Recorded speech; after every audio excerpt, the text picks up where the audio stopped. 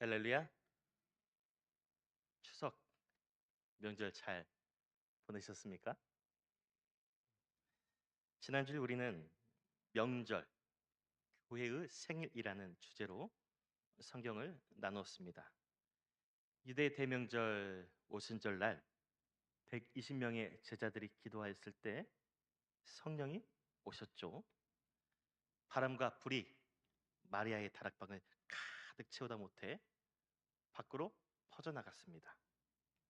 바람 따라 다락방에서 기도하는 제자들의 소리가 들려옵니다.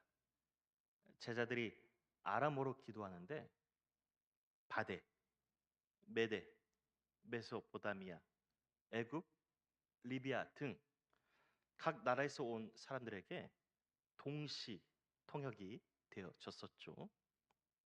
성령 강림과 함께 예수께서 베드로에게 약속하신 교회가 세워진 줄 믿습니다.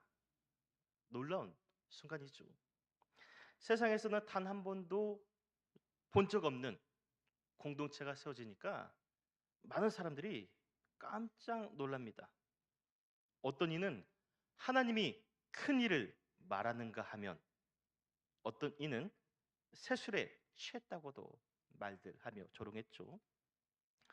바로 그 순간 베드로가 벌떡 일어나서 다른 제자들과 함께 외쳐 말합니다. 여러분, 내 말 좀 들어보시오. 좌중을 압도하며 외치고 있는데요.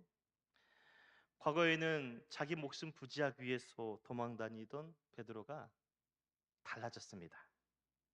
눈을 동그랗게 뜨고 어깨 딱 펴고 이렇게 당당하게 외치고 있는데요. 15절입니다. 때가 채 삼시니 너희 생각과 같이 이 사람들이 취한 것이 아니라. 여러분, 아무리 주당이어도 아침부터 이렇게 술 먹고 다니는 사람 본 적 있습니까? 아주 드물게 있긴 해도 보통 오전에는 사람들이 생산적인 활동을 하지 않습니까? 쟤들 술 취한 거 아니야? 조롱하는 유대인들에게 베드로가 하는 말입니다. 지금 제 3시입니다. 여기서 성경에서 말하는 3시는 우리 시간으로 오전 9시입니다. 자, 오전 9시니까 우리 유대인들이 모두 금식하며 기도하는 시간입니다. 우리 120명의 공동체는 9시 이전부터 기도하고 있었는데 술 취했다니요? 여러분, 지금부터 내가 하는 말을 잘 들어보시오. 16, 17절입니다. 이는 곧 선지자 유엘을 통하여 말씀하신 것이니 일렀으되 하나님이 말씀하시기를 말세 내가 내 영을 모든 육체에 부어주리니 너희 자녀들은 예언할 것이요 너희의 젊은 이들은 환상을 보고 너희의 늙은 이들은 꿈을 꾸리라. 아멘. 성령 임재를 술 취한 사람의 주정이라고 조롱하는 이들을 향해 베드로가 성경으로 대답하고 있습니다. 베드로가 증거하는 오늘 본문 16절 17절은요. 구약성경 요엘서 2장 28절에서 32절을 인용한 것인데요. 구약선지자 요엘은 남한국에서 활동했습니다. 그는 유다가 하나님 앞에 회개하지 않으면 메뚜기대로 심판할 거다라고 예언했었는데요. 그 준엄하신 하나님의 경고를 듣고 유다가 훗날 회개했습니다. 그리고 풍성한 추수를 약속받으면서 그때 하나님께서 주셨던 말씀 요엘서 2장 28절 봉독합니다.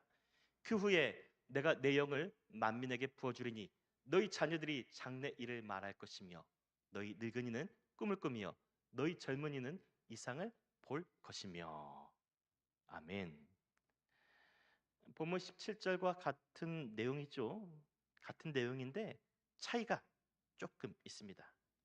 요엘서에서는 그 후에 내가 내 영을이라고 말했었죠.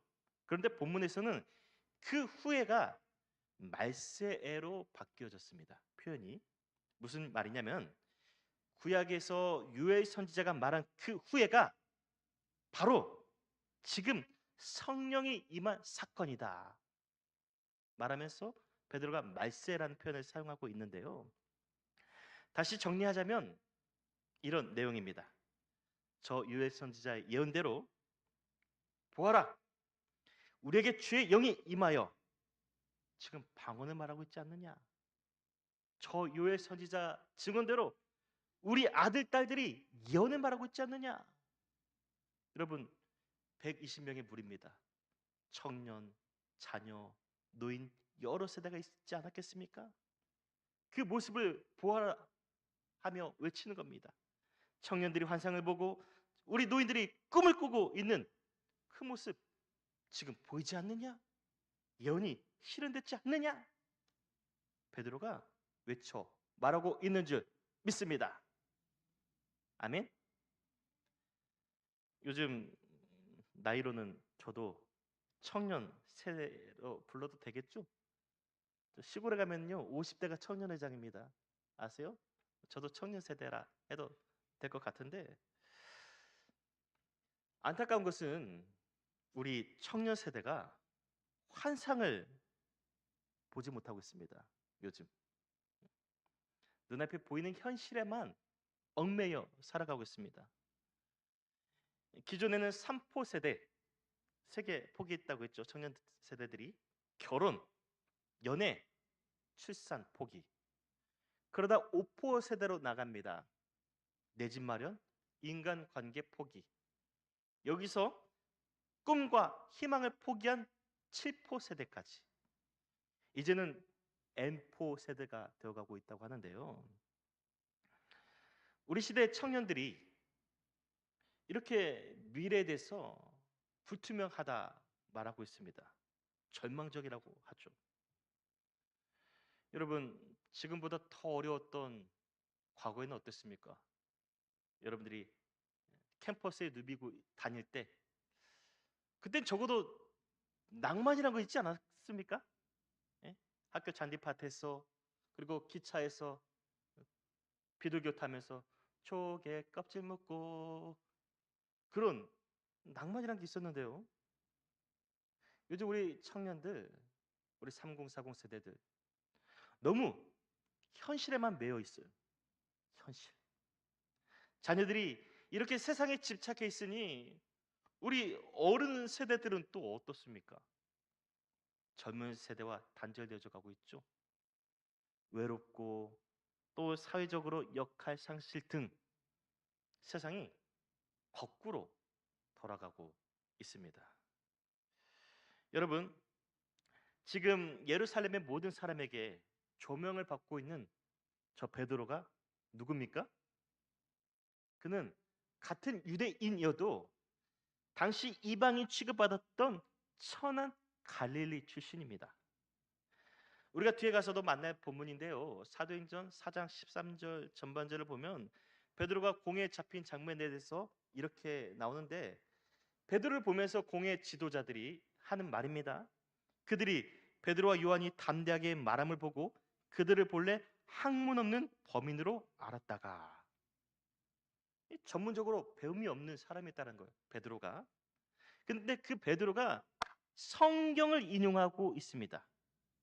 성경을 인용하면서 모든 사람들이 깜짝 놀랄 정도로 증거하고 있는데요. 여러분, 주의 영이 임하였기에, 주의 영이 베드로에게 임하였기에 그가 예언을 말하고 환상을 보고 꿈을 증거하고 있는 줄 믿습니다. 주의 영이 베드로에게 임하였기에 그가 예언을 말하고 환상을 보고 꿈을 증거하고 있는 줄 믿습니다. 베드로의 설교를 한번 들어보실까요? 계속 23절 24절입니다. 그가 하나님께서 정하신 뜻과 미리 아신 대로 내준 바 되었거늘 너희가 법 없는 자들의 손을 빌려 못 박아 죽였으나 하나님께서 그를 사망의 고통에서 풀어 살리셨으니 이는 그가 사망에 매여 있을 수 없었음이라. 아멘. 요엘서에 이어서 베드로가 이제는 시편서 16편을 인용하고 있습니다. 시편서 16편은 다윗의 시로 알려져 있지 않습니까?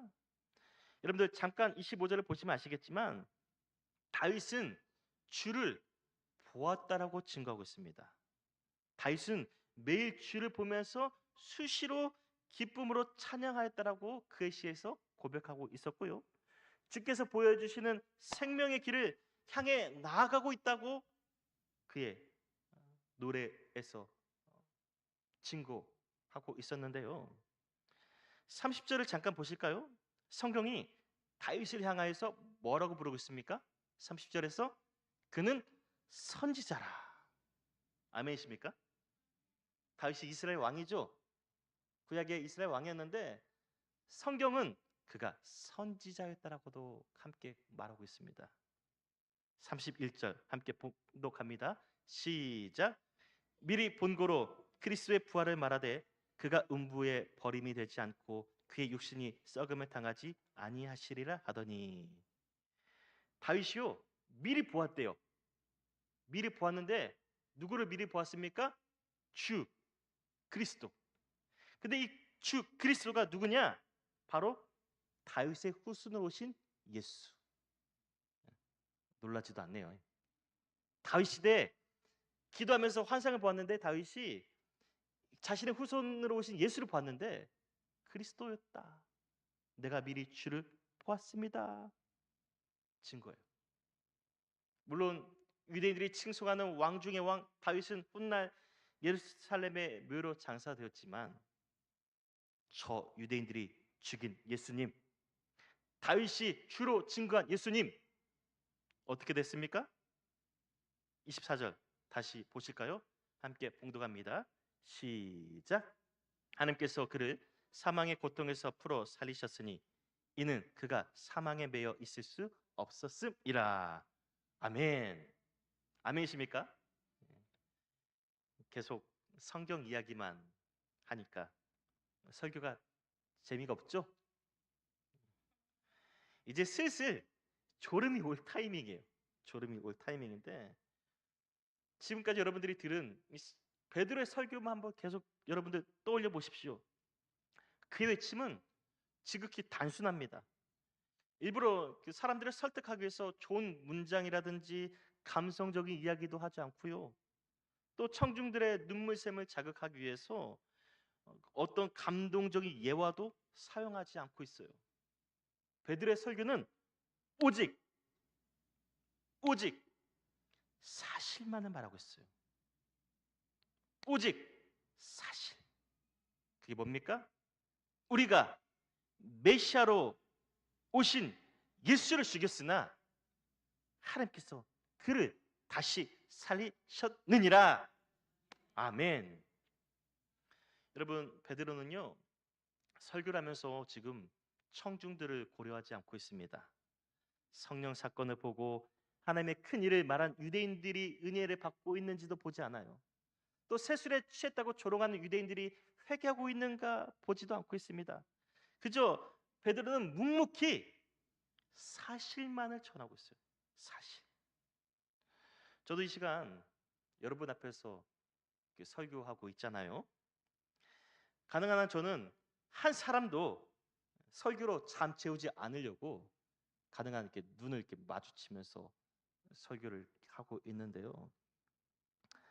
솔직히 저는 사도행전을 중심으로 매주일 말씀을 준비하면서 요즘 설교의 어려움을 느끼고 있습니다. 어떻게 하면 사도행전을 더 쉽게 우리 공동체에게 증거할 수 있을까? 무언가 더 내러티브하고 감동적이면서 사실적인 예화가 없을까 하며 막 책장을 이렇게 뒤져보곤 했었는데 오늘 베드로의 설교를 주석하면서 설교자로서 나름 반성을 좀 해보았습니다. 너무 내가 청중들을 의식하지는 않았는지 다시 한번 돌아보는데요. 솔직히 우리 한국교회 성도들 귀가 고급이에요. 고급이에요. 은혜를 받았다는 그들의 포인트 들어보면은요. 여러분들은 어떻습니까? 복음이 조금 왜곡되었을지라도 설교가 재밌어야 돼. 예? 그리고 진한 감동이 있을 때 은혜 받았다고들 하지 않습니까? 찌나 감동 있을 때. 반대로 본문을 사실대로 증거하여도 설교자가 저처럼 말을 조금 어눌하게 하거나 표현력이 부족하면 은혜 받지 못했다고 그렇게 말하고 있지는 않습니까? 목사님이 설교를 못해. 그렇게 우리가 하나님의 말씀을 대하고 있지는 않습니까? 그런가요? 안 그런가요? 아닌 척 하지 마시고. 실제로 그 팬데믹 시대에 이름만 들어도 다 아는 대형교회입니다. 이 대형교회에서 어느 설교자가 강단에서 이런 말 한 거 아십니까? 여러분, 저한테 오늘 코로나를 이기는 비결이 담긴 카드가 있습니다. 어떤 교수가 준 건데요. 이 카드만 소지하면 절대 코로나 걸리지 않습니다. 아멘이십니까? 여기서 아멘하면 안 돼요. 이렇게 말씀을 증거하는 설교자도 문제지만 사실보다 어떤 초자연적인 역사를 맹신하는 우리 신앙의 자세 또한 한몫한다는 겁니다. 실제로 많은 그리스도인들이 정서적으로 설교가 마음에 들었을 때, 정서적으로 내 마음에 감동이 있었을 때 그때 설교 잘한다, 은혜 받았다고 말해요. 또 자기 감성을 터치하지 못하거나 자기 신앙과 조금 색깔이 맞지 않으면 그것이 하나님의 말씀이어도 귀를 닫으려는 경향이 없잖아 있습니다. 참 역설적이게도 하나님의 말씀을 들어와 놓고 결국에는 자기 듣기 좋은 말을 듣고 싶어 예배당에 나온다는 거죠. 우리는 어떻습니까? 여러분은 어떻습니까? 다시 베드로를 보십시다. 그는 여전히 청중의 의식과는 무관하게 조목 사실만을 말하고 있습니다. 21절입니다. 누구든지 주의 이름을 부르는 자는 구원을 받으리라 하였느니라. 아멘. 36절 함께 봉독합니다. 시작. 그런즉 이스라엘 온 집은 확실히 알지니 너희가 십자가에 못 박은 이 예수를 하나님이 주와 그리스도가 되게 하셨느니라. 아멘. 여러분, 이 베드로의 설교의 대상은 크게 세 부류입니다. 첫 번째는 베드로와 함께 했던 다락방 공동체 120명의 제자들이고, 두 번째는 오순절을 맞이하여서 예루살렘에 온 여러 세계에서 온 유대인들, 세 번째는 예수님을 십자가에 못 박아 죽인 유대인 무리들입니다. 여러분, 1번, 2번의 부류는 몰라도 3번, 예수님을 십자가에 못 박아 죽인 이 무리들에게 백날 전해 보십시오. 백날 예수가 그리스도이시다 증거해 보세요. 복음이 들어갈 것 같습니까? 사실 그대로 예수님이 부활하셨고 우리의 생명이 되어 주시고 구원의 주님이십니다. 백날 증거해 보십시오. 우리가 생각할 때는 그들이 이 복음을 안 들을 것 같죠? 근데 베드로 보세요. 그는 가감없이 사실만을 말하고 있습니다. 사실. 그 결과 41절입니다. 함께 봉독합니다. 시작. 그 말을 받은 사람들은 세례를 받음에 이날에 신도의 수가 3천이나 더하더라. 아멘. 그날에 신도의 수가 3천이나 더하더라. 네, 아멘만 하고 놀라지를 않아. 우리는 놀라는 것에 대해서 너무 인색해요. 복음은 놀라운 건데. 여러분, 결국 사실을 넘어서 진리는 무엇입니까? 바로 오직 예수 그리스도가 우리 인생의 답인 줄 믿습니다. 오직 예수 그리스도, 그분이 우리 인생의 답인 줄 믿습니다. 오직 예수 그리스도, 그분이 우리 인생의 뭐요? 답인 줄 믿습니까? 여러분, 오직 예수 그리스도만이 우리 인생의 길이요 진리요 생명 되십니다. 그 믿음대로 다들 아멘 하셨죠? 그 고백대로 한 주간 사시기를 바랍니다. 나아가 우리에게 하나님께서 왜 입술을 주셨습니까? 우리에게 입을 주신 거는 내가 하고 싶은 말 마음대로 할 것이 아니라 사실을 증거하라고, 베드로처럼 사실을 전하라고. 한 주간 만나는 사람들을, 그 중에는 믿지 않는 사람들이 있습니다. 그들에게 여러분 사실, 아니 진리를 꼭 말하는 이번 한 주가 되어 보십시오. 예수가 답입니다. 예수 안에 참된 행복이 있습니다. 내가 만난 예수님, 당신도 한번 만나 보십시오. 우리가 사실을 진리로 증거할 때 주 성령께서 우리와 함께하여 주실 줄 믿습니다. 그것이야말로 예언이고 환상이고 꿈이 되어질 줄 믿습니다. 여러분, 남은 2025년 이제 얼마나 우리에게 주어졌습니까?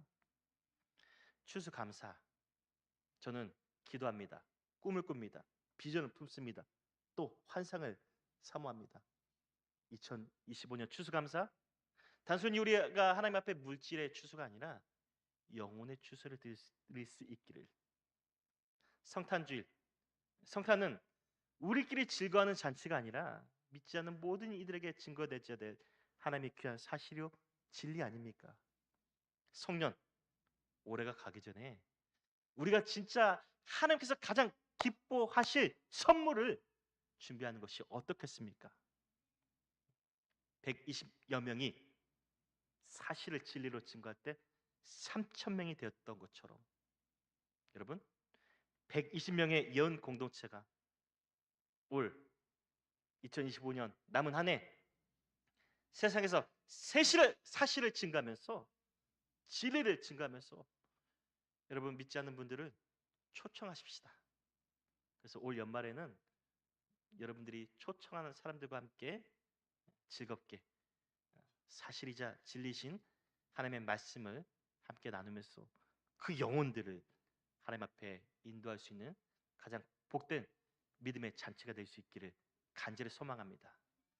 오늘 말씀 사실을 말할 때 예언이 되어졌고 환상이 되어졌고 꿈이 되어졌습니다.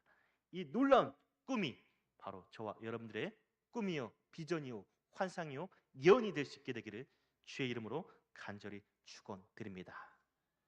기도드립니다.